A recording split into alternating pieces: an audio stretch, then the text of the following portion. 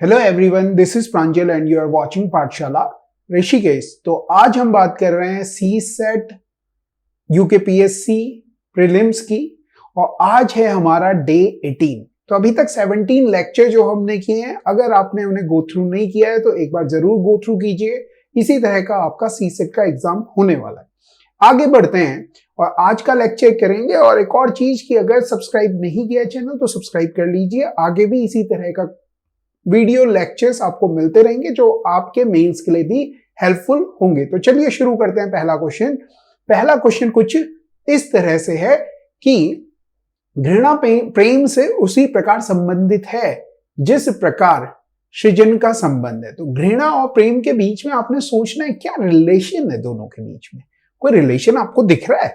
तो आपने कहा ये दोनों एक दूसरे के उल्टे हैं, विलोम हैं, ओपोजिट हैं, अलग हैं। तो अगर हेट का लव से जो रिलेशन है, हेट और लव का, वही सृजन का किसके साथ होगा? इंग्लिश में पढ़ें तो क्रिएट का डिस्ट्रॉय के साथ होगा। क्रिएट का डिस्ट्रॉय के साथ होगा। क्रिएट का मतलब बनाना, पैदा करना, और डिस्ट्रॉय मतलब खत्म कर देना। आगे बात समझ में? चलिए, एनोलॉजी का बहुत ही प्यारा सा क्वेश्चन था, बहुत ही क्लासिकल सा क्वेश्चन था, बहुत शुरुआती क्वेश्चन था। अगला है कि अलग को पहचानिए। कहने का मतलब ऑड वन आउट की बात कर रहा है। तो जब भी आपके पास ऑड वन आउट से रिलेटेड क्वेश्चन आए तो आपने देखना है तीन किस तरह से संबंधित है। तीन कोई आपस में कोई रिलेशन है, चाचा ताऊ मामा, सब में कोई ना कोई रिलेशन है। तो इस तरह से आपने देखना है। इस तरह का कोई रिलेशन आपको दिख रहा है क्या? तो आपने कहा हाँ। क्या दिख रहा है? देखिए, जोड़ना, घटाना और गुणा करना, ये सारे के सारे गणितीय संक्रियाएं हैं, मैथमेटिकल ऑपरेशन है। मगर जो भिन्न है वो ये नहीं है। मैथमेटिकल ऑपरेशन नहीं है भिन्न, ठीक? इसलिए ये तीन तो एक हो जाएंगे और भिन्न अलग हो जाएगा। क्योंकि भिन्न अलग है इसलिए ये अलग हो जाएगा और आप कहेंगे कि फ्रैक्शन भिन्न जो हो जाएगा वो आंसर हो जाएगा। चलिए अगले सवाल की तरफ चलते हैं। और अगला सवाल ये रहा। देखिए क्या कह रहा है। बहुत ही प्यारा सा क्वेश्चन है।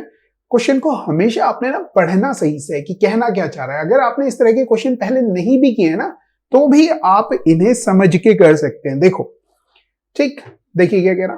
5 घड़ियां हैं, 3, 4, 5, 6, 7 सेकंड के अंतराल पर क्रमशः बजती हैं। सारी एक साथ कितनी देर बाद बजेंगी? इसका मतलब ये हो गया, आप इस तरह से ले सकते हैं कि शून्य टाइम पे सब साथ में बजी। कितनी घड़ियां? 5 है, तो 5 ले ली। फिर अगली बार 3 सेकंड में बजी पहली, दूसरी 4 सेकंड के बाद बजी, 5 सेकंड के, 6 सेकंड के, 7 सेकंड, इतने टाइम इंटरवल के बाद वो बजेंगी, रिंग करेंगी, ठीक? तो फिर जो 3 वाली है वो 6 पे बजेगी, 4 वाली है वो 8 पे, 10 पे, 12 पे, 14 पे बजेगी। फिर आगे अगर आप देखेंगे तो ये 9 पे, 12 पे, 15 पे, ये आपकी 18 पे और ये आपकी 21 पे बजेगी। आपसे बोल रहे हैं कि वो कौन सा टाइम होगा जब सब साथ में बजे। तो आपने देखा कोई अभी तक ऐसा टाइम आया कि सब साथ में बजे? तो आपने बोला नहीं। हाँ, मगर एक टाइम जरूर आया जिसमें 12 पे 2 घड़ियां साथ पे बज रही हैं। और कोई बज रही है क्या? ये 3 वाली भी बज जाएगी अब आगे 12 पे जाके। समझ रहे हो? ये 3 घड़ियां साथ में बजेंगी कब? 12 सेकंड के बाद। 3 घड़ियों की टंग टंग टंग की जगह एक ही आवाज आएगी, टंग। आ रही है बात समझ में? तो ये वो कहना चाह रहे हैं कि पांचों की जो टुंग टुंग टुंग टुंग टुंग बज रहे हैं, उन सब पांचों का एक साथ बजना हो और एक आवाज है टुंग, जो भी आवाज। Got it? तो आपने देखा कि ये हो क्या रहा है। आपने देखा ये मल्टीपल निकल रहे हैं, गुणज निकल रहे हैं। और जब आप गुणज निकालते हो ना तो आप कहते हो loss of LCM, least common multiple, ठीक है ना? मल्टीपल निकालते हैं मतलब आपको एलसीएम निकालना है, आपको लॉस ऑफ पॉ निकालना है इन सारे नंबर्स का। इन सारे नंबर्स का जब आप लॉस ऑफ पॉ निकालने जाएंगे तो जो भी मेथड आपको पता हो उस मेथड से निकालिए। बस अपने ध्यान में ये रखना है कि ये सब सेकंड में दिए हुए हैं और आंसर जो है आपको वो मिनट्स में दिए हुए। Got it? तो जो भी सेकंड आएगा उसे मिनट में कन्वर्ट करेंगे। तो हमने क्या किया, हमने देखा 3, 4 और 6 का अगर एलसीएम लें तो 12 आ जाएगा, 12 आ जाएगा। और फिर 12 और 5 का भी ले लो तो 60 आ जाएगा। 12 और 5 का लो तो 60 आ जाएगा। दोनों एक टेबल पे कब 60 सेकंड के बाद आते हैं। फिर 7 का भी ले लोगे तो 7 आ जाएगा। तो टोटल इतने सेकंड के बाद वो सब साथ में बजेंगी। आप जिस भी तरीके से एलसीएम लेते हैं उस तरह से लॉस ऑफ ऑल लीजिए, कोई प्रॉब्लम नहीं है।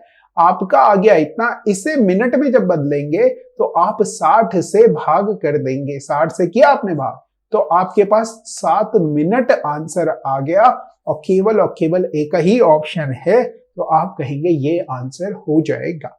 अगले क्वेश्चन की तरफ चलते हैं और अगला क्वेश्चन ये रहा आपकी स्क्रीन पे। बहुत ही प्यारे क्वेश्चन है और एग्जाम में इस तरह के क्वेश्चन जब आपको दिखेंगे तो आपको मेरी याद नहीं आनी है, आपने क्वेश्चंस करने हैं। आपने ये नहीं कहना, खुश नहीं होना एग्जाम में। एक और चीज याद रखना, अगर आपको एग्जाम में इस तरह के क्वेश्चंस मिलते हैं तो आपने खुश नहीं होना जब तक आपका पूरा पेपर सॉल्व नहीं हो जाता। बाद में आप आके बोलिए, कहिए, नहीं कहिए, गालियां दीजिए, मत दीजिए, जो भी आपको लगता है, आपके जो भी एक्सप्रेशंस है एग्जाम को लेके वो बाद में आप शो कीजिए, पहले ही नहीं एग्जाम में बैठे हुए मत करो, ठीक है। आगे देखिए, कह रहा है कि सुबह राज और अजय एक दूसरे से मिलने चलते हैं। यदि राज की परछाई उसके बाईं ओर बन रही है, मतलब सुबह का वक्त होगा तो जो सूरज होगा वो कौन सी दिशा में होगा, तो आप बोलेंगे पूर्व दिशा में होगा। अगर ये पूर्व है तो ये पश्चिम हो गया, ठीक। अब इन्होंने कहा कि राज की जो परछाई है वो उसके बाईं ओर बन रही है, मतलब अगर राज मैं इधर कर दूं और उसका फेस इधर हो जाए तो उसका बायां इधर होगा, परछाई इधर बनेगी। आप बोलेंगे नहीं, इसका मतलब परछाई किधर बनेगी, राज भाई साहब अगर इधर होंगे तो परछाई उनकी इधर बनेगी, क्योंकि सूरज के उल्टी दिशा में आपकी हमेशा परछाई बनती है। तो राज भाई साहब किस दिशा में जा रहे हैं, तो आप बोलेंगे इस दिशा में जा रहे होंगे, तभी तो परछाई इधर बनेगी, बायां हाथ इधर होगा उनका। आगे अगर आप देखेंगे तो राज अगर इस दिशा में जा रहे हैं तो अजय भाई साहब जो हैं वो किस दिशा में आ रहे हैं, तो आप बोलेंगे उनसे मिलने ही आ रहे हैं राज भाई साहब से। तो आपसे पूछ रहा है then in which direction Ajay is going, Ajay किस दिशा में जा रहा है, तो अजय आपको दिखेंगे दक्षिण दिशा की ओर जाते हैं, ठीक है। पूर्व ये हो गया, पश्चिम इधर हो गई, उत्तर ये हो गई और दक्षिण ये हो गई। किस दिशा में जा रहे हैं, कौन सी दिशा है ये, तो आप बोलेंगे दक्षिण दिशा है ये। आई बात समझ में। अगले क्वेश्चन की तरफ चले और अगला क्वेश्चन ये रहा, बहुत ही प्यारा सा छोटा सा क्वेश्चन है और कर भी चुके हैं हम। अगर आपने ये कैलेंडर के इस तरह के क्वेश्चंस आपसे नहीं हो रहे हैं तो हमारे ये लेक्चर आप एक बार सारे देख दोगे तो हर जितने भी ये लेक्चर है इनमें एक आधा क्वेश्चन मिलेगा जो कि आपका कैलेंडर का कॉन्सेप्ट, हर टाइप के कॉन्सेप्ट आपके क्लियर कर देंगे। देखिए क्या है, इसने कहा कि 18 फरवरी 1997 को क्या है, मंगलवार है, मंगलवार है। तो आपने बोला कोई प्रॉब्लम नहीं, मंगलवार होने दो। आपसे पूछ रहा है कि 18 फरवरी 2000 को कौन सा वार होगा, तो आपने सोचा 1997 से लेके 2000 तक कितने साल हो गए, तो आपने कहा 3 साल हो गए।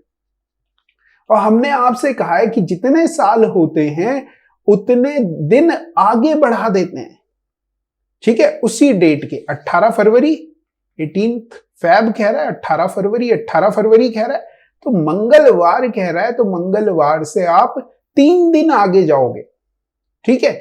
आप जब 3 दिन आगे जाओगे तो आप देखोगे बुधवार, बृहस्पतिवार और शुक्रवार।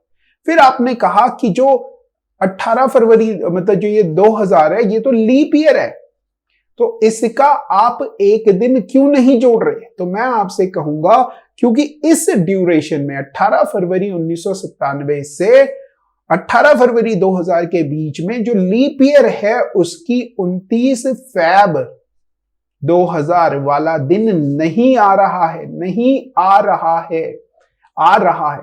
ये ध्यान में रखना है आपने, क्योंकि ये नहीं आ रहा है इसलिए हम इसे इंक्लूड नहीं करेंगे। तो हम मंगलवार से 3 दिन आगे गिनेंगे, मंगल से आगे 3 दिन गिनेंगे, तो बुधवार, बृहस्पतिवार और शुक्रवार। शुक्रवार बोले तो फ्राइडे, और फ्राइडे आपका आंसर हो जाएगा। Got it? आई बात समझ में?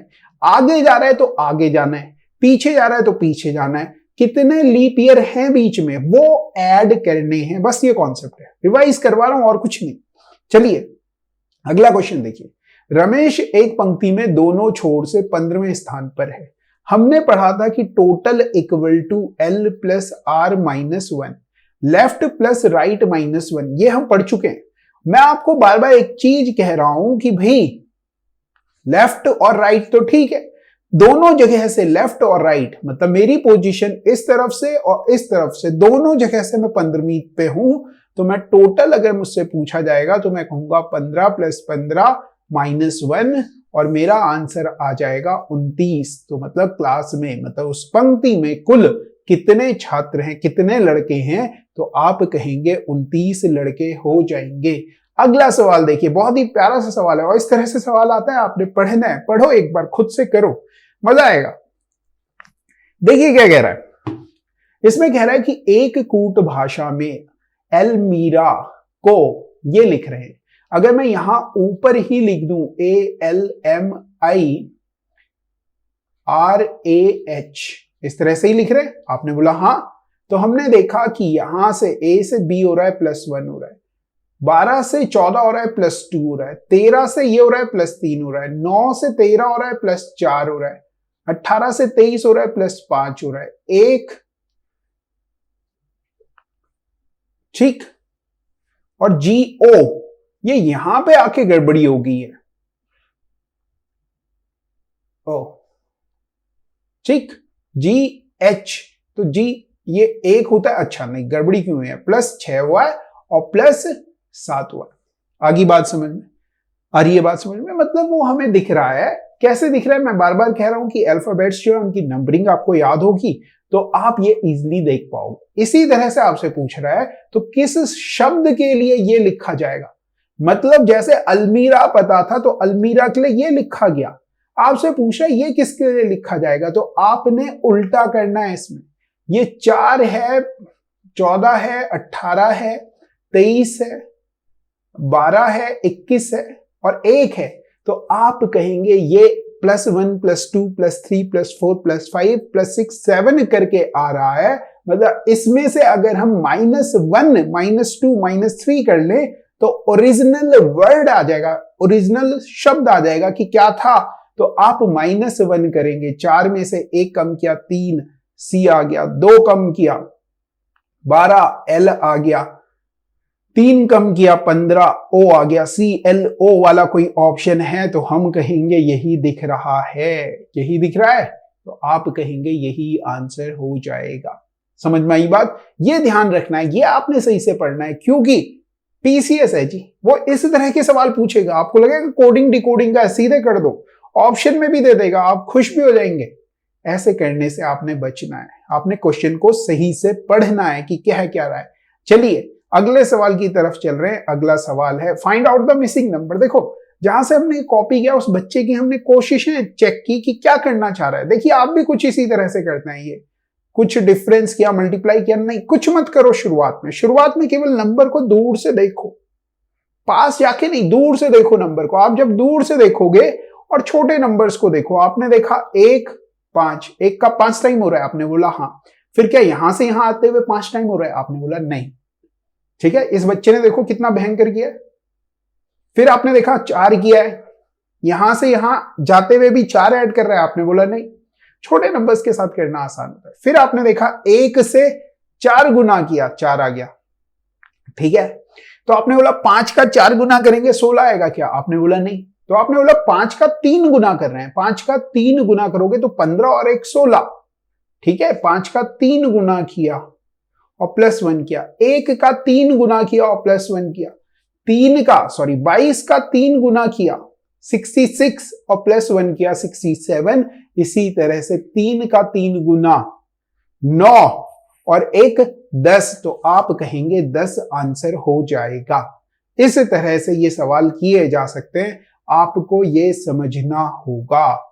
इस तरह से ये सवाल करने हैं, इसके लिए आपको ये देखना होगा कि नंबर्स को आप पहले थोड़ा दूरी से देखें, जितने ज्यादा पास जाओगे उतना कम सोच पाओगे। ठीक है, चलिए अगले सवाल की तरफ चलते हैं। अगला सवाल रहा ये, बार बार कह रहा हूं दूर से देखो, दूर से देखोगे दिखेगा और बहुत सारे बच्चों को दिख भी गया होगा। और आप कहेंगे 5 आ रहा है, जैसे ये 5 आ रहा है ना, तो आपने देखा 6 और 4 10, 10 का आधा 5, 7 और 5 12, 12 का आधा 6, 8 और 6 14, 14 का आधा करोगे तो आ जाएगा 7, और 7 ऑप्शन में है। इस तरह से ये सवाल आप कर सकते हैं। ठीक है, इस तरह से करना है। अगर ये लॉजिक नहीं लगता तो कुछ और सोचते, मगर सोचना कैसे, दूर जाएं क्वेश्चन से, दूर से देखें, ज्यादा पास ना जाएं। ज्यादा निकट जाओगे तो दिमाग बंद होता है। ये मेरी ऑब्जर्वेशन है, कोई इसे पेटेंट करवा सकता है मुझसे। मैंने बहुत सारे बच्चों को केवल ये कहते हुए, ये कह के क्वेश्चन होते हुए देखा है जब हमारे पास बच्चे पढ़ते हैं कि बच्चों दूर से देखो। और जब बच्चे दूर से देखते हैं इस तरह के क्वेश्चंस को तो उनके क्वेश्चन सॉल्व हो जाते हैं, दिमाग चलता है, ब्रॉड व्यू आता है, सारे नंबर साथ में देख पाता है आदमी। ठीक है, और जब आदमी पास जाता है, उसके पास जाता है तो कम नंबर्स को देख पाता है, दिमाग फोकस कर लेता है 4 पे, 6 पे, 5 पे। जितना दूर जाओगे उतना क्लियर होगा। चलिए अगला क्वेश्चन चलते हैं। इस तरह का क्वेश्चन है, बार बार वही कहता हूं कि दूर जाओ, दूर जाओगे तो दिखेगा। तो आपने क्या किया, आपने देखा इन सबको ऐड कर लो। 8 और 4 12, और 8 और 5 13। 12 और 13 ऐड करोगे तो आ गया 25, और बीच में लिखा है 5, मतलब 25 का स्क्वायर रूट, वर्गमूल करेंगे तो आ जाएगा 5। इसी तरह से आप देखेंगे 10 और 9, मतलब सारे बाहर वाले नंबर्स को जोड़ रहे हैं। 19 और 7 26, और 10 36, मतलब 36 का वर्गमूल करेंगे तो आएगा 6। इसी तरह से आप कहेंगे इन्हें भी जोड़ लेंगे, क्योंकि अंदर 7 है तो मतलब इन सब नंबर्स का जो योग है वो 49 आ रहा होगा, 49 आ रहा होगा। तो आपने जोड़ा 26 और 5 31, और 10 41, 41 माइनस कर लोगे तो आप कहेंगे प्रश्न की जगह, प्रश्नवाचक चिन्ह की जगह 8 आंसर आ जाएगा, और 8 हो जाएगा क्योंकि आपको 49 बनाना था। चलिए अगले सवाल की तरफ चलते हैं। अगला सवाल ये बहुत ही ज्यादा फेवरेट क्वेश्चन है। कह रहा है कि असेंडिंग ऑर्डर में लिखिए। असेंडिंग बोले तो आरोही क्रम में बताना है, आरोही क्रम में लिखिए। आपने देखा वर्गमूल 2 है, फिर घनमूल 3 है, 6 है, 5 है। ध्यान से समझना जो करूंगा। इसका क्या मतलब होता है, अगर यहां पे कुछ नहीं है तो ये जो जे बना हुआ है, जो जेल बनी हुई है, 2 लोगों की जेल है, अगर इस जेल में 3 बना हुआ है, 3 लोग होंगे अगर इस जेल के अंदर, तब ये बाहर आ पाएंगे। इसी तरह के 3 लोग चाहिए, 3 लोगों की पावर चाहिए। इस जेल को बाहर तोड़ने के लिए 6 लोगों की पावर चाहिए। इसका मतलब होता है 2 की घात 1/2। इसका मतलब होता है 3 की घात 1/3। इसका मतलब हो गया 6 की घात 1/6। इसका मतलब हो गया 5 की घात 1/4। आई बात समझ में? आप बोलेंगे हाँ जी आ गई।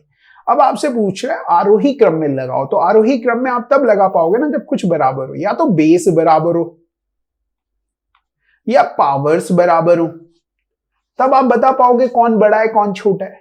मगर यहां पे ना तो बेस बराबर है और ना पावर बराबर है, तो हम क्या करेंगे, हम पावर्स को बराबर करेंगे, जो भिन्न की वैल्यू है उन्हें बराबर करेंगे। हम देखेंगे कि ये 2 3 6 और 4 इनको बराबर कर रहे हैं। इनको बराबर करने के लिए हमने सब में 12 बनाते हैं, 1/12। तो यहां 6 से गुणा की और यहां ऊपर भी 6 से की, यहां 4 से मल्टीप्लाई की और यहां 4 से मल्टीप्लाई की, यहां 2 से मल्टीप्लाई की और यहां 2 से की, यहां 3 से की और यहां भी 3 से मल्टीप्लाई की। जब आप ऐसा करेंगे तो आप देखेंगे 2 की पावर 6 की पावर 1/12, देखना 3 की पावर 4 की पावर 1/12, 6 की पावर 2 की पावर 1/12, 5 की पावर 3 की पावर 1/12।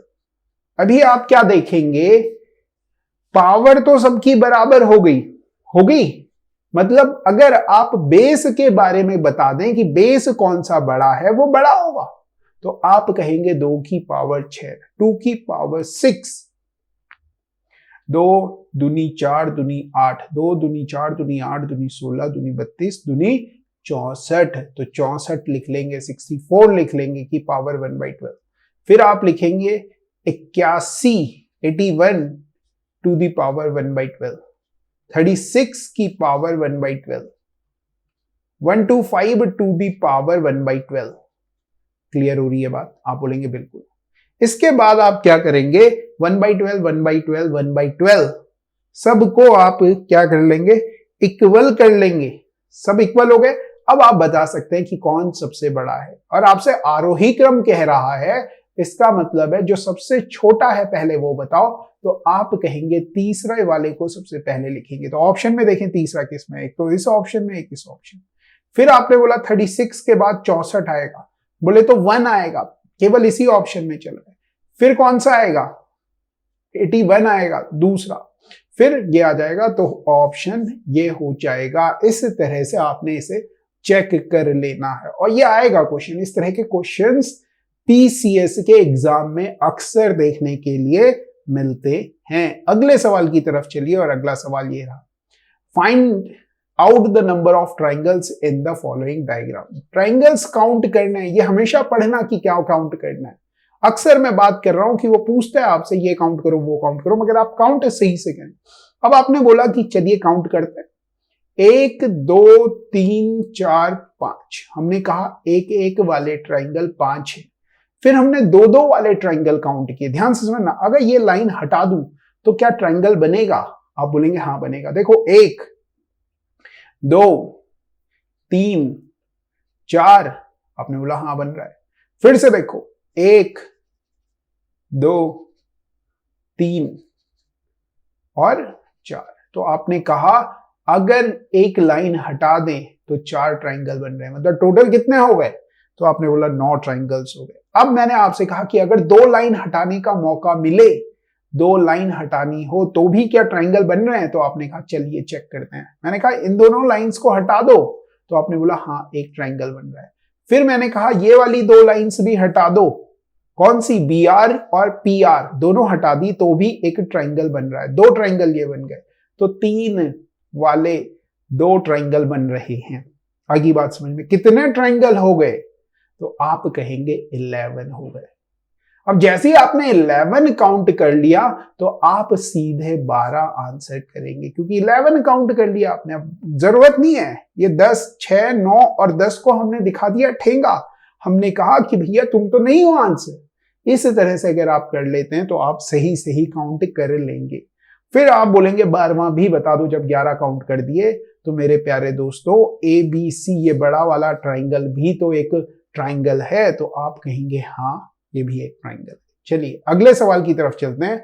अगला सवाल रहा ये, एक समद्विबाहु त्रिभुज की भुजाएं दे रहा है कि ये है और ये है। एक चीज मैं आपसे पूछना चाहूंगा कि समद्विबाहु का मतलब क्या होता है? सम मतलब बराबर, द्वि बोले तो 2, बाहु बोले तो भुजाएं। एक ऐसा ट्राइंगल जिसकी 2 साइड्स इक्वल हो उसे कहते हैं आइसोसेलेस ट्राइंगल या समद्विबाहु त्रिभुज। तो आप बोलेंगे हमें तो दिख नहीं रही बराबर, तो मैं कहूंगा दिखेंगी नहीं। आपने मान लेना है कि कोई 2 बराबर है, तो पहले क्या करो, इन दोनों को बराबर ले लो, फिर इन दोनों को बराबर लेना, फिर इन दोनों को बराबर लेना। आप कहेंगे ऐसे तो हमारे पास 3 ट्राइंगल आ जाएंगे, मगर मैं कहूंगा रुको, ट्राइंगल होने की एक कंडीशन भी है कि 2 साइड्स का जो सम होता है A और B, वो हमेशा तीसरी साइड से बड़ा होता है। ये हमेशा याद रखना। 2 छोटी साइड्स का सम, समझ रहे हो, 2 गरीब लोगों का सम, जो पैसा है वो अगर जोड़ो और वो अमीर से ज्यादा हो जाए,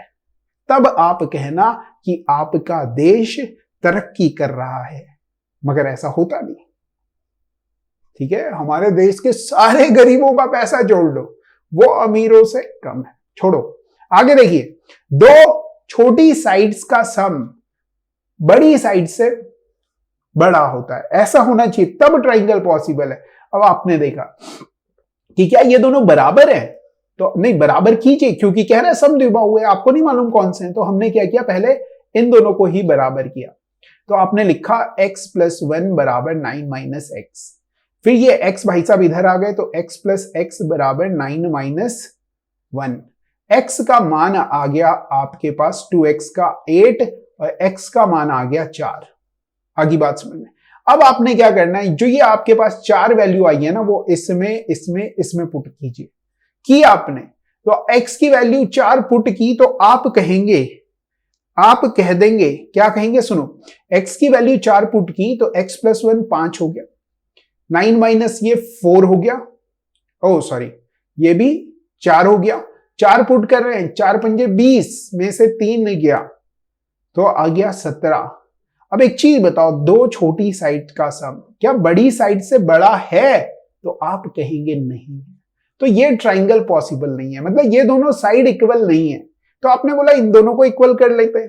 इन दोनों को इक्वल करने जब आप कहे तो आपने कहा 9 माइनस एक्स बराबर 5x माइनस 3, x भाई साहब इधर आ गए तो 6x बराबर 12, x का मान आ गया आपके पास 2, x का मान 2 आया, फिर आपने ये वैल्यू यहां पुट की, x की जगह कितना 2 पुट किया तो 2 और 1 3 आ गया, फिर इसमें पुट किया, x की जगह 2 पुट किया तो 7 आ गया, फिर यहां पुट किया आपने तो ये भी शायद कितना आ गया 10 और 7 आ गया। आपने कहा दो छोटी साइड का सम, छोटी अब क्या करें वो 7 बराबर है, आपने कहा दो छोटी साइड का सम तीसरी साइड से बड़ा है, तो आपने कहा हाँ ये सही है। अभी तक आपको केवल एक ट्राइंगल मिला, एक गलत हो गया, अभी एक और बचा है, कौन सा? आप बोलेंगे इन दोनों को बराबर करते हैं, इस वाले को बराबर करने जब आप जाओगे तो आप क्या करेंगे, x प्लस 1 बराबर 5x माइनस 3 बराबर करने गए, ये -3 को इधर लेके आए तो 1 प्लस 3, ये इधर को इधर लेके आए 4x, x बराबर आ जाएगा 1, x बराबर आ गया 1। अब आप ये वैल्यूज फिर से इसमें पुट करेंगे, ध्यान से समझ लो, सवाल अगर ऐसा आ गया और आपने किया हुआ है तो आपको कोई नहीं हटा सकता। वैल्यूज चेंज हो सकती है, मैं ये नहीं कहता हूं कभी भी कि यही आएगा, वैल्यूज चेंज हो जाए, मगर ये कॉन्सेप्ट आपके अंदर चले जाएगा तो आपको कोई दिक्कत नहीं होगी। x की जगह आप 1 पुट करेंगे तो 1 पुट किया आपने, तो 1 पुट किया तो आपने देखा 2 आ गया, फिर आपने x की जगह 1 पुट किया 8 आ गया, फिर x की जगह 1 पुट किया तो 2 आ गया। क्या दो छोटी साइड का सम योग बड़ी साइड से बड़ा है? आपने बोला नहीं है, तो त्रिभुज पॉसिबल नहीं है। केवल एक केस में पॉसिबल था, वो है ये, तो केवल एक ट्राइंगल पॉसिबल है। ऐसे कितने त्रिभुज पॉसिबल हैं? तो आपने कहा केवल एक ट्राइंगल पॉसिबल है जिनकी भुजाएं x प्लस 1, 9 माइनस एक्स और 5x माइनस 3 हो, ऐसा केवल और केवल एक ट्राइंगल पॉसिबल। अगला देखिए, क्रम में लगाइए तो रेखा, वृत्त, बिंदु और गोला, इन सबको अगर क्रम में लगाएंगे तो कौन सबसे पहले आएगा? तो आप बोलेंगे सबसे पहले बिंदु आया होगा, बिंदु से रेखा बनी होगी, रेखा से वृत्त बना होगा और वृत्त से गोला बन जाएगा। चलिए, अगर ऐसा हो रहा है तो आप बोलेंगे पहले आएगा ये बिंदु। बिंदु बोले तो तीसरा ऑप्शन, 1 2 ऑप्शन है। फिर आपने बोला रेखा आएगी, रेखा वाला मतलब पहला, तो एक ही ऑप्शन है, ये आंसर हो जाएगा। आगे बात समझ में? चलिए अगले सवाल की तरफ चलते हैं। अगला सवाल ये रहा, ई की उम्र एस की उम्र की 3 गुनी है। ई की उम्र की बात की, ई की उम्र एस की उम्र की 3 गुनी है, मतलब एस की अगर 1 है तो ई की होगी 3, यही कह रहा है। आपने बोला हाँ। उनकी उम्र का अंतर बताओ, इनकी उम्र का अंतर कितना है? आपने कहा 2 है, अभी हमारे हिसाब से तो 2 है, कैसे बता सकते हैं? फिर उसने कहा 5 साल बाद उनकी उम्र का अनुपात। 5 साल बाद अगर कह दे, एक और अनुपात आपको दे दें तो आप कहोगे 9 अनुपात ये।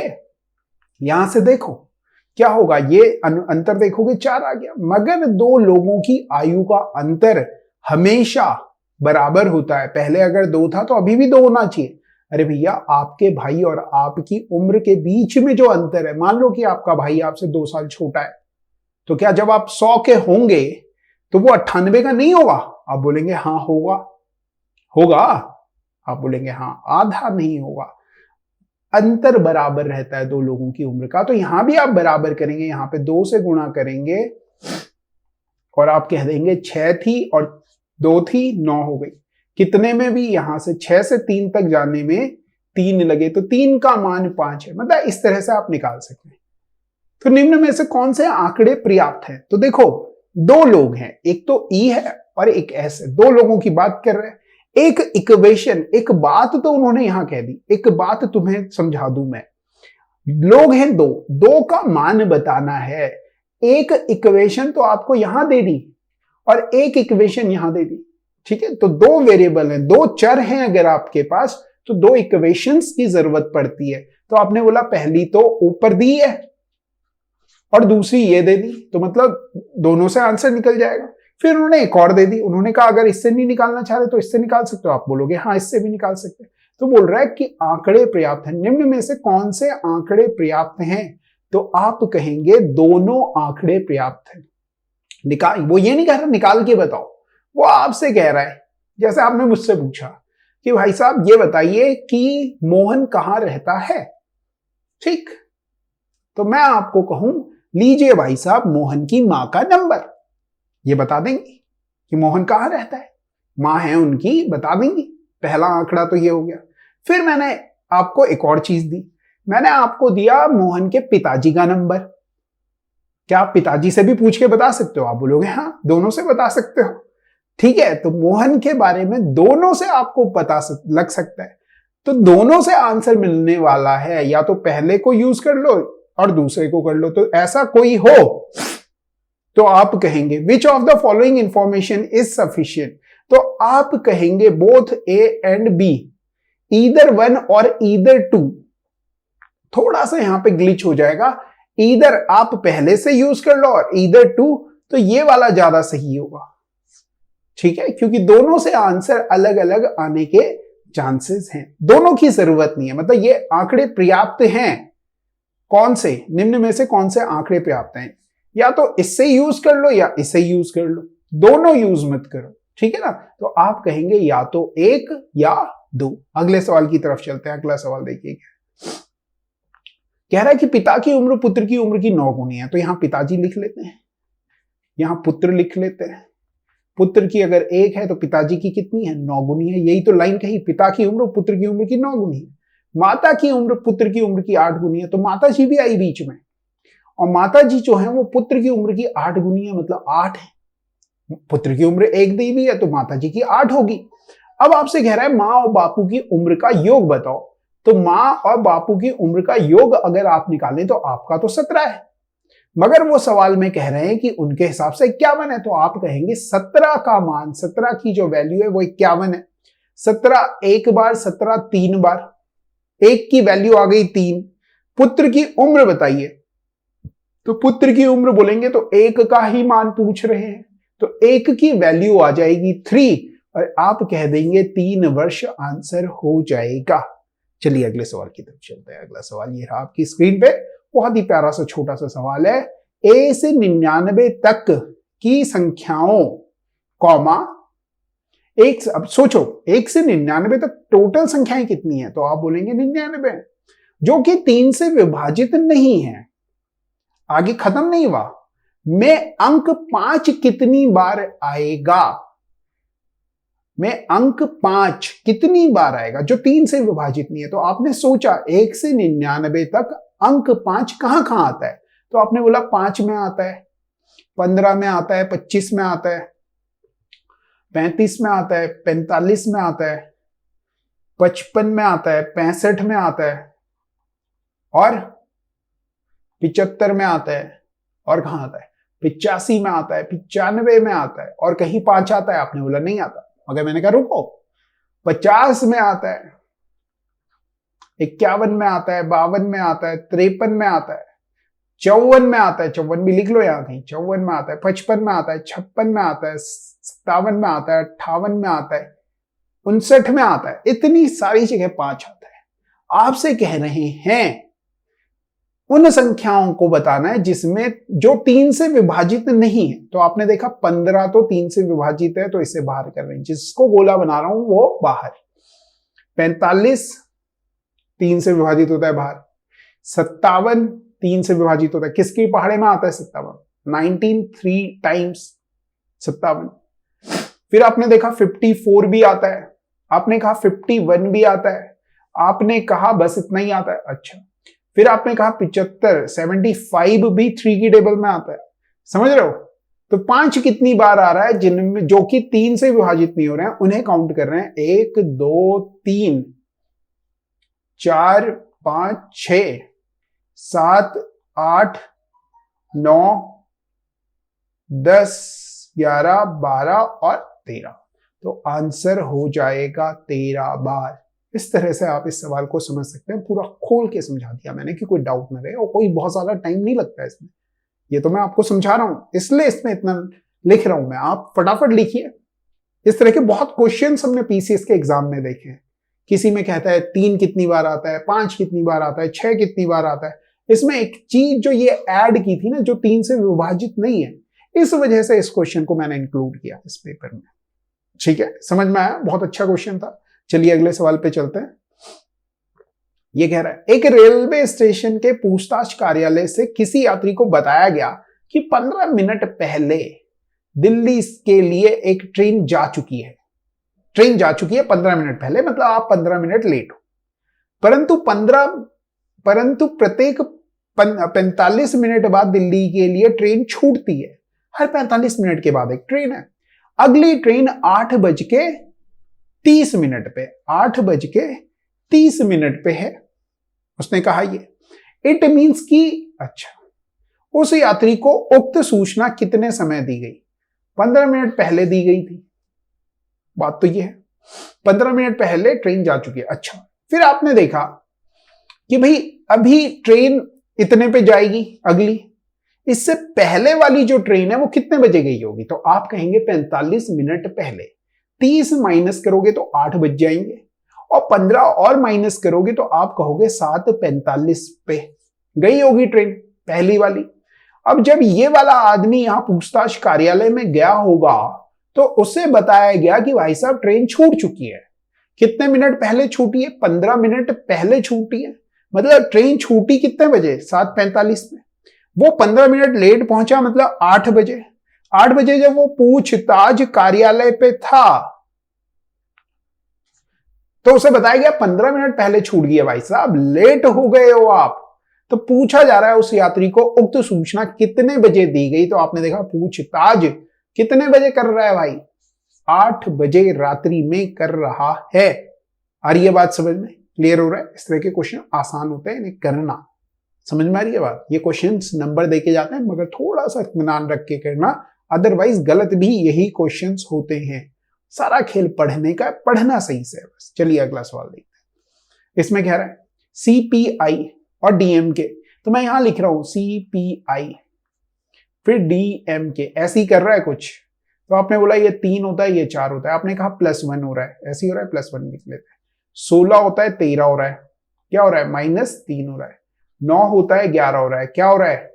आपने कहा +2 हो रहा है, मतलब +1 +2 -3, ऐसे ही कुछ हो रहा है। मैंने कहा तो निम्नलिखित में से कौन सा बीजेपी होगा? सीपीआई डीएमके बीजेपी होगा। निम्न में से कौन सीपीआई कौन बीजेपी होगा? यदि सीपीआई डीएमके हो, बीजेपी होगा। अब आपने देखा बीजेपी की बात कर रहे हैं, बीजेपी तो 2 है, 10 है, 16। आप कहोगे कितना जोड़ेंगे? तो 1 जोड़ रहे थे तो 3 आना चाहिए, सी हो गया। यहां 3 कम कर रहे थे, जी हो गया।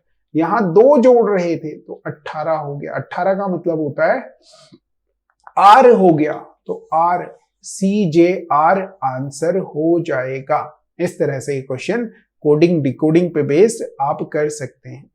फिर से क्वेश्चन आया, x 24 होता है, कोडिंग डिकोडिंग पे 24 होता है, 22 होता है, 23 होता है, 21 होता है, 20 होता है, 18 होता है, 19 होता है, 17 होता है, 12। अब आपने देखा 24 से 20 हो रहा है, 4 कम हो रहा, 22 से 18 हो रहा है, 4 कम हो रहा, 23 से 19 हो रहा है, 4 कम हो रहा है, 21 से 17 हो रहा है, 4 कम हो रहा है, 4 कम हो रहा है, 12 से 4 कम करोगे 8, 8 वाले एक एच एक ही है। फिर 4 कम करोगे जे से तो 6 आएगा, फिर 4 कम करोगे 11 से 7 ही आएगा, फिर 9 से 4 कम करोगे 5 ही आएगा। तो यही आंसर हो जाएगा। इस तरह से सवाल किया जा सकता है। एक सवाल आपके लिए होमवर्क है, ठीक है, इसे नाम दे रहे हैं क्वेश्चन नंबर 1। ये आपने करना है। चलिए स्क्रीनशॉट ले लो, अगला सवाल देखते हैं। एक और क्वेश्चन आपके लिए, ठीक, स्क्रीनशॉट लीजिए इसका भी और इसे भी करने की कोशिश कीजिए। क्वेश्चन है बहुत ही प्यारा, और कमेंट करके बताओ कि आपका जो भी आंसर आ रहा है, गलत सही जो भी आपको लगता है कि इतना आना चाहिए इतना नहीं आना चाहिए। तो चलिए, थैंक यू वेरी मच, आज के लिए इतना ही करेंगे। और आई होप आपको जो ये हमारा कॉन्सेप्ट लेक्चर है ये पसंद आ रहा होगा, आपकी प्रैक्टिस हो रही होगी, और मोटिव इसका ये है कि आपकी प्रैक्टिस होती रहे डेली। 25 दिन तक करोगे तो भाई कोई भी एग्जाम हो, सी सेट क्या किसी भी और का एग्जाम हो, आप अगर कंटिन्यू है तो एग्जाम निकाल रहे हैं, इसमें कोई दो राहे नहीं है। अपने आप से मेरी तरफ से कह दो, ठीक है। और हमारा चैनल अभी तक आपने सब्सक्राइब नहीं किया है तो सब्सक्राइब, शेयर, कमेंट, लाइक जो भी आपको लगता है जरूर कीजिए। Thank you very much, have a nice day. पढ़ते रहो, करते रहो।